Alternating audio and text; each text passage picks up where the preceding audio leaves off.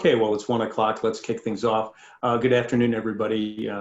Again, by now, you know I'm Peter Keller. I had our board. This is our 17th week semi-weekly Zoom call to give you an update on what we're doing during COVID. And once again, we thank you for your time today.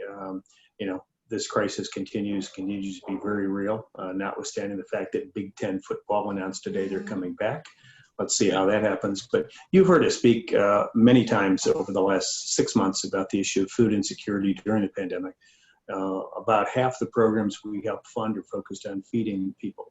Their food pantries, their community meals, and of course, all of our sit-down meals, all of our hot meals have moved to grab-and-go and brown bag programs.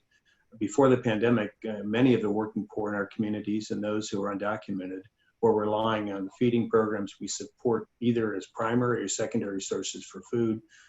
Obviously, there are a ton of kids throughout the diocese who rely on school feeding programs, and a lot of those programs are 2 meals a day, and some of those have been disrupted. Fortunately, in my district, the school programs are still feeding everybody, but COVID came and it's just increased the level of food insecurity, the number of people struggling to put food on their tables.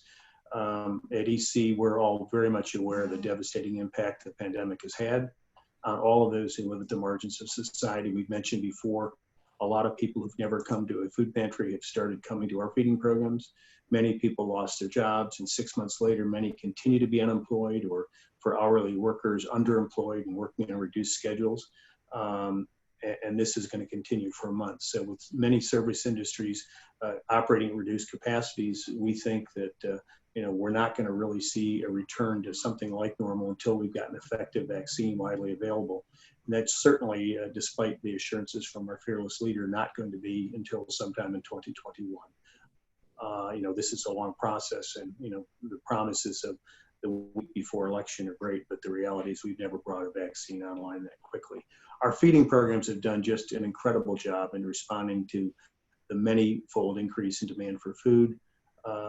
This Sunday, September 20th, will be Episcopal Charities Sunday throughout the diocese. You all may recall we typically do that on Mother's Day and let people honor their mothers by making a donation to support feeding programs.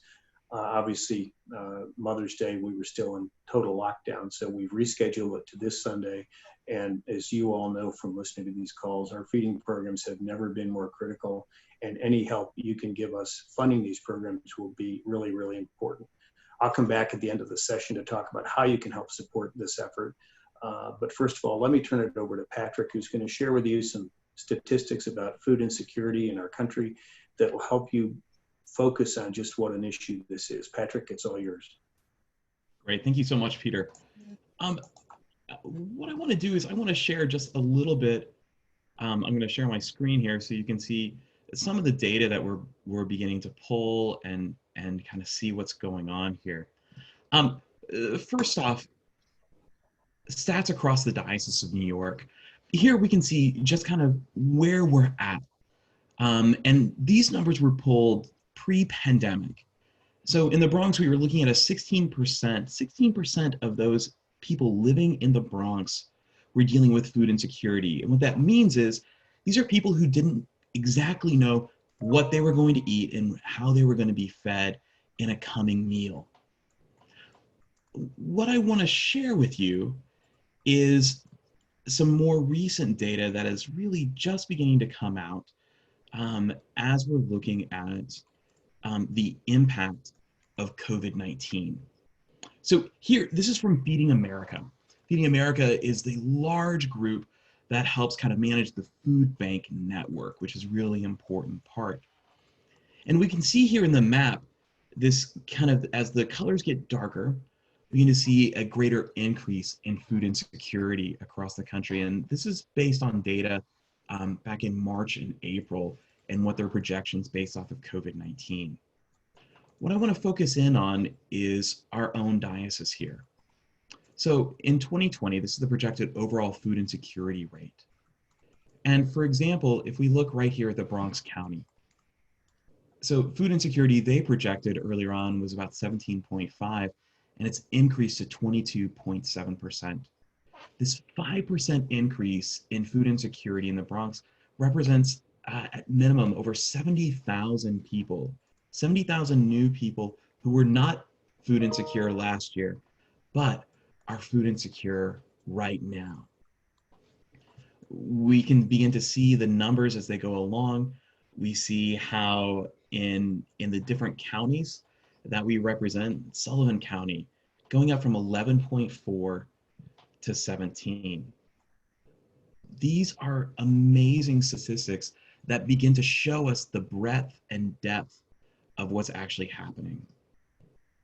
The other number I wanted to share with you all is the projected child food insecurity rate across the US and right here in New York.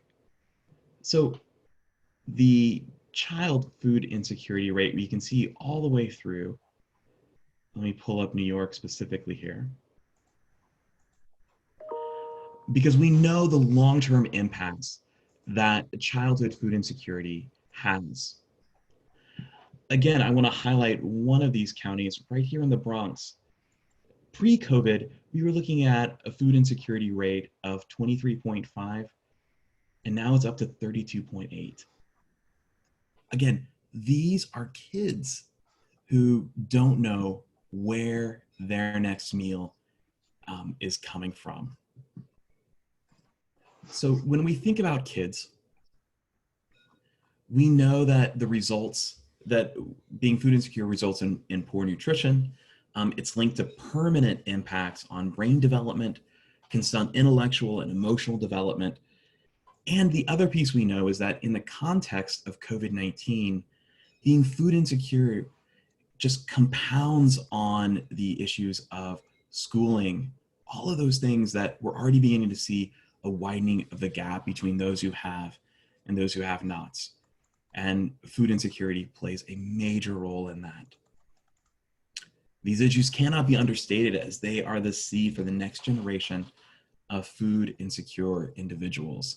We understand the cycles of poverty are very much real, and more people are entering into that cycle of poverty through COVID-19 and the pandemic.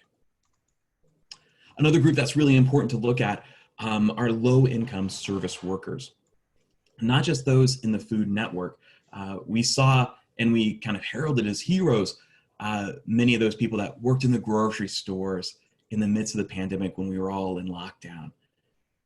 Now they've been kind of pushed aside, and we're seeing new reports from the media about how they're being pushed down and marginalized. Think about all those people who used to work on tips. Think of those people who are in the cash economy. While we flatten the curve in the pandemic, those people are still very much food insecure and keep falling deeper and deeper into that hole. We look at seniors. Even before COVID-19, 5.5 million seniors were already food insecure. Now we see federal programs and state programs being cut, which means that more and more seniors are going without. And in the context of the pandemic, we see that more seniors were essentially locking themselves in their apartment for fear of the pandemic, of the virus. And so again, their nutrition levels dropped considerably. Now, in this context, Episcopal Charities has come through.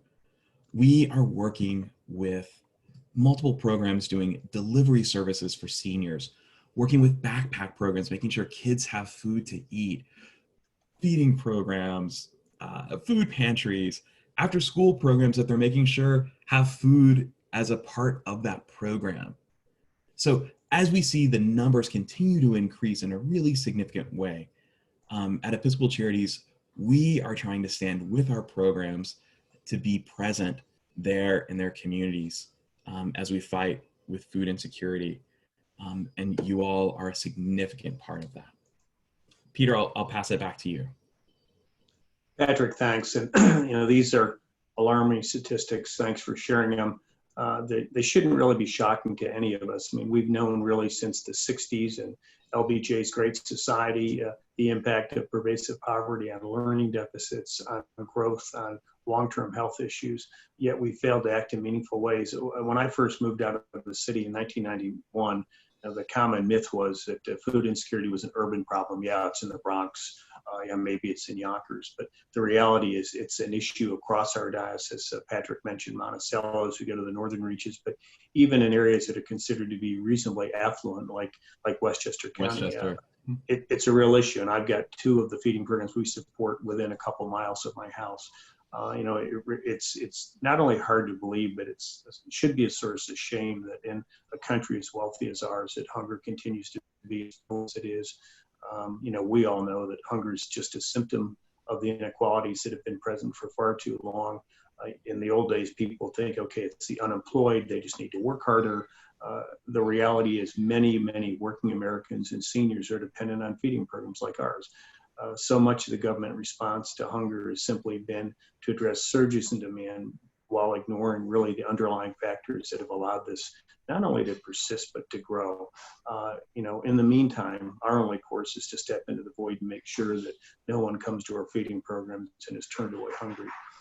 We're currently just went live yesterday, I believe, or Monday, accepting grant applications for our basic human needs programs for 2021. Our COVID relief program still meets every Friday to review applications for emergency grants, and we remain committed to funding our feeding programs to help people through the pandemic. We know that these heightened needs are going to continue for quite a while. So, we thank all of you who've helped us over the past 6 months. We continue to look for support, both financial support and volunteer support. And again, as I mentioned at the outset, EC Sunday is this Sunday, the 20th. Many of your churches will have a short video from Episcopal Charities on the work that we're doing. And we're going to make it very easy on those videos. And also it's going to be hopefully in a lot of church bulletins on Sunday. We've got a text to give program where you simply text Sunday to 91999. You get a message that lets you make a donation. Again, I will say, no gift is too small. The need is just great, and the need is growing. If financial support isn't within your means right now, we continue to look for volunteers because we just got a lot of burnout and a lot of people who've been working just tirelessly for 6 months. So if you volunteer, it really gives emotional support to the programs, the directors, and it lets the clients they serve realize that there are caring people out there in our community. A lot of these details on donating can be found on our website. Once again, that's ec-ny.org.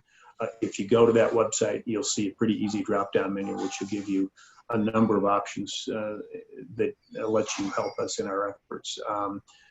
Again, thanks for your continued interest. We're happy to take any questions, and our next call will be on Wednesday, September 30th. So SK or Amaya, do we have any questions in queue right now? I don't see any questions in queue here on the Zoom. Let me just double check the Facebook.